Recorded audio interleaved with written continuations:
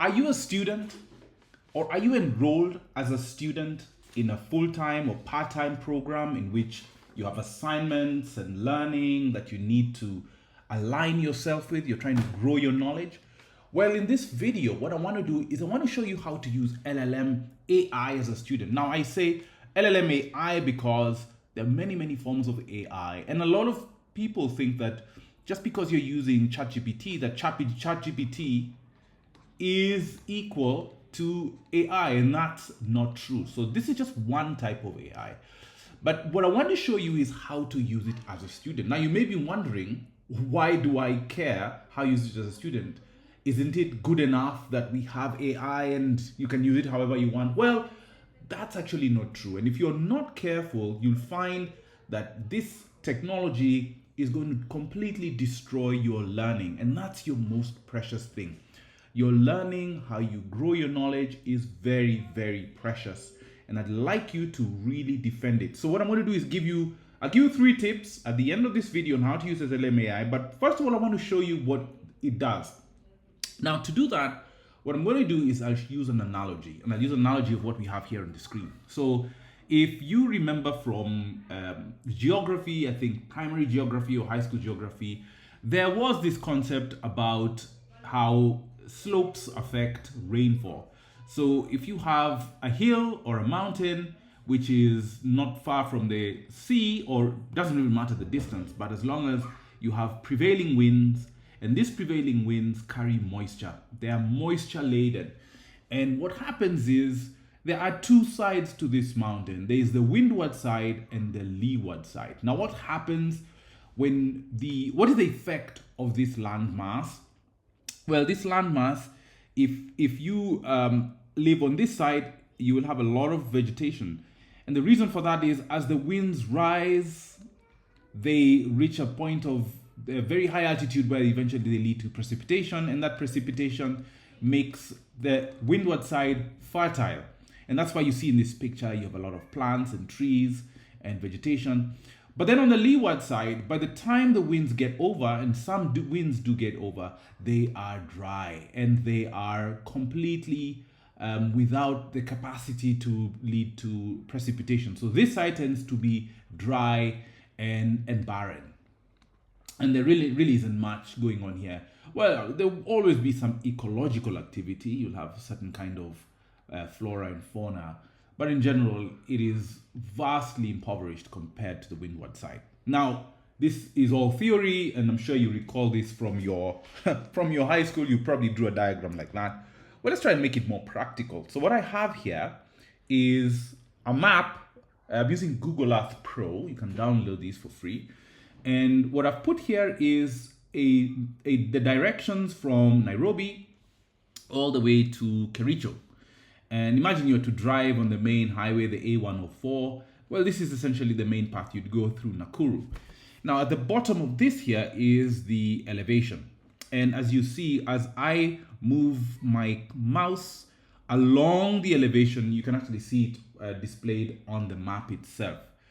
Now, notice that the elevation actually does rise quite sharply up to a point where it has a height of about 3,000 meters, and that's well over 9,000 feet. And this is typically the escarpment. When you get just past Limuru, you get to the escarpment, there's a very steep peak, and you can actually see into the Rift Valley. You'll actually be looking down into this whole area. And you'll notice as you go up, it gets colder and colder and colder. I don't know if you've ever noticed, but the other thing you'll notice as you drive to that point, once you cross the escarpment, and for a little distance after the escarpment, the flora and the fauna changes.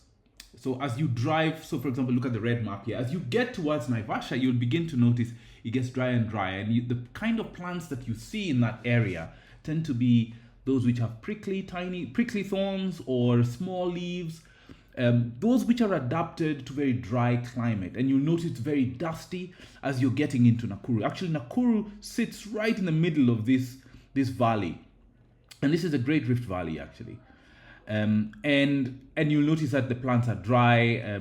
By the time you get to Nakuru, it's a place that's relatively hot in the day, cold in the night. And then as you head towards Nakuru again, you begin to climb all the way to Mao Summit. and you get to a point which you're very, very high, and this is typically about Molo, the Molo area, El Bagon area, and then again you descend into Kericho. And then if you're heading on to Kisumu, again you descend. In general, Kenya is a very high altitude country. A lot of the land tends to be in this high altitude. But the moral of the story here is I would like you to pay more attention as you drive now towards Nakuru. You'll notice it gets drier and drier and drier. Let's take this a notch higher. Let's look at Google Maps and let's see at an example of how this actually plays out. So this is the Asian continent. So here is India, and you have this range of mountains that are here. And we're looking at this from space, and you'll notice that there is a point where it gets greener and greener and greener and greener. You have this range of mountains here, and this is where you have the highest peaks like Kathmandu, which, look at that, it's 44,600 feet above sea level. It's extremely, extremely high. But once the winds cross here, all you have is a barren desert, and it's quite dry and quite impoverished in terms of growth. Of course, you do have a few lakes, and those lakes and rivers there that are the result of the ice caps melting, and you have river flows that flow in both directions, towards India and towards the Indian continent, and northwards towards China and Mongolia. So coming back to our analogy here, so we do have how the wind carrying moisture ends up depositing all the water on this side, on the windward side, and nothing on the leeward side. So let's try and think about this in terms of how LLM AI affects you. The first thing I really want to emphasize is that the reason why I use the phrase LLM AI is because I just want you to know that ChatGPT is not the same as AI. AI is more broader. ChatGPT is a use of an LLM, and it gives it gives birth to a form of AI, but it is not AI in total. So there are forms of AI that are not ChatGPT like. Okay, that's important to get out of the way. But let's now put this into practice when we think about you and your skill and how this analogy applies. So I want us to think about these wins as being problems or learning opportunities. So I'll just label this here. These are problems and learning opportunities, okay? And how these apply. So let's say you're a student, you face a lot of problems in the things that you're learning, and problems are a way that elicit the knowledge you have gained, okay? But now let's think about this more globally, not just in terms of your learning environment, but let's think about this globally. And here we are going to put this barrier. There's a barrier here which has some threshold. So this is the hill or the mountain. And problems are coming in this way, okay? And these problems are rich, and they're full of opportunities for learning. Now, what tends to happen, I want you to think of this as certain parts of the world. So I want you to think of this as, let's say, San Francisco. Okay, this is where a lot of the technology is coming from. Let's think about places like in China. There are certain cities in China where there's a lot of this technology being developed. Places like London, where you have companies like Google DeepMind, okay, London, and so on and so forth.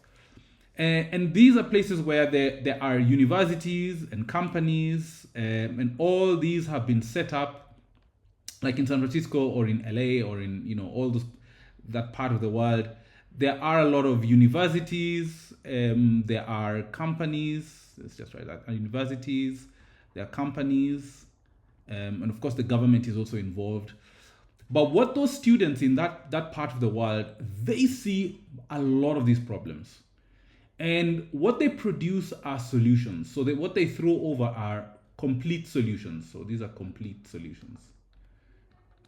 So what ends up on this side are actual solutions that can be applied. So for example, just like with the rivers are derivatives of what's happening on the mountain, of what's happening on this side. So on this side is a lot of rainfall and a lot of learning. And that's why it's green. They are able to learn and apply their skills. So this is the side of skills. Why? Because they have all the problems They have all the learning, they have all the opportunities, they have all the universities, the companies, where they have their governments are at the forefront of using this technology. And this is everyone else. So these are just the consumers. So these are cities like where we think of ourselves, Nairobi, and other countries, within Africa. I don't know what's happening in places like Mumbai, but I suspect that they are on this side of the divide. But just think about a country that doesn't actually develop the primary technology and simply consumes that technology. And here you do not have skills. Here you have consumptive skills, okay? Here you have productive skills, and here we have consumptive skills. It's not really skills. So if you are a student, you want to be on this side of the divide. So let me change color here. So this is the best place for students. So this is good for students because they have the raw problems. Now they still have access to the output tools like ChatGPT. I mean, they still have access to them. But because they have real problems that they're dealing with, they're able to learn and grow, okay? While on this side, if you don't have those kind of problems, or if you are only employing these consumptive tools, then there are no opportunities for learning. These are just opportunities for use and consumption, which are not good for students. So this is bad for students. Now, if you are a student and you want to learn, how do you then set up an environment for yourself? It's going to be an artificial environment for yourself that facilitates you to learn what's happening. How do you want to position yourself to be more on this side? And I have 3 tips for you. So I'm going to change colors here now so that I can now write my 3 tips. So I have 3 tips for you, and I'll give them in order of decreasing importance. So tip number 1, for you to then take advantage or to position yourself so that even as you're learning, you're not disadvantaged. Number 3 is, well, one of the simplest is to use it to generate questions. So generate questions that test your learning. Questions. And these could be problem sets. And this could be MCQs. So one thing I like to do whenever I want to master a piece of text is I will give the text to ChatGPT, and I tell it, okay, then give me multiple choice questions. But even better are problem sets where you can actually write code and you have it review your code. Okay, so take advantage of the generative property for it to ask you questions and to push your skill level. So this is how you can push your skills. Okay. Number 2 is, if you're going to use ChatGPT as part of your learning, what I would strongly suggest is always brainstorm first, because your true skill is your ability to think. And you want to brainstorm first before you get input. And then you can then ask to fill the gaps. So here you are doing the heavy lifting, you're doing the work. And then you ask it to now check what you have thought through and try to ask it to fill in the gaps. Because that is a valuable way that it'll help you move more in the direction of productive skills.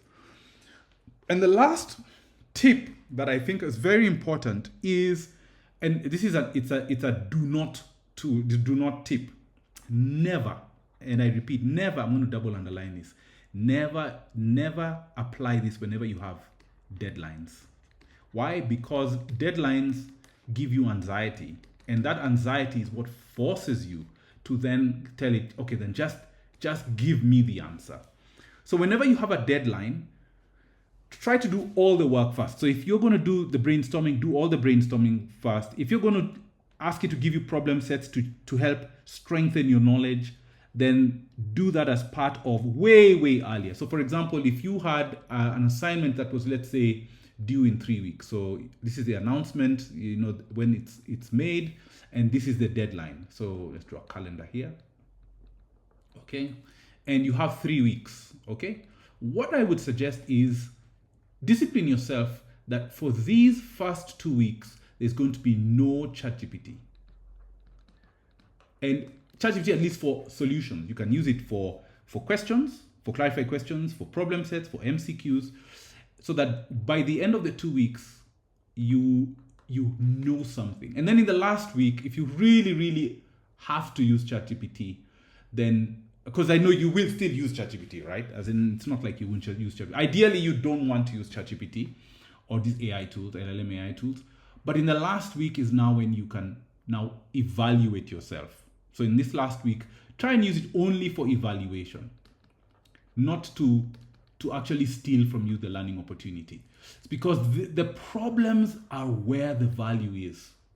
The problems are where the fertile ground is. And in the consumptive side, on this side of the hill, there is really nothing much. It's purely consumption. So the windward side doesn't produce anything that can be, well, the leeward side doesn't produce anything that can be consumed in the windward side. It's actually the reverse. Okay? So these are the 3 tips. Number 1, use it to generate questions. Number 2, brainstorm first. And then the last thing is try to completely avoid it whenever you have deadlines. If you have deadlines, do most of the work. And only at the end, if I were up to you, just maybe right at the tail end, use it to help you take your work over the line. But at least you've done 99% of the work here. So by that point, you've done 99% of the work, and you can actually claim that this is your work and you know what you have done. Because I know people will still use ChatGPT as students. Like, we're not going to run away from that. It's just a question of how you apply it. And what I'm trying to really emphasize here is how can you use it and still protect your opportunities for learning? Because that's where the value is.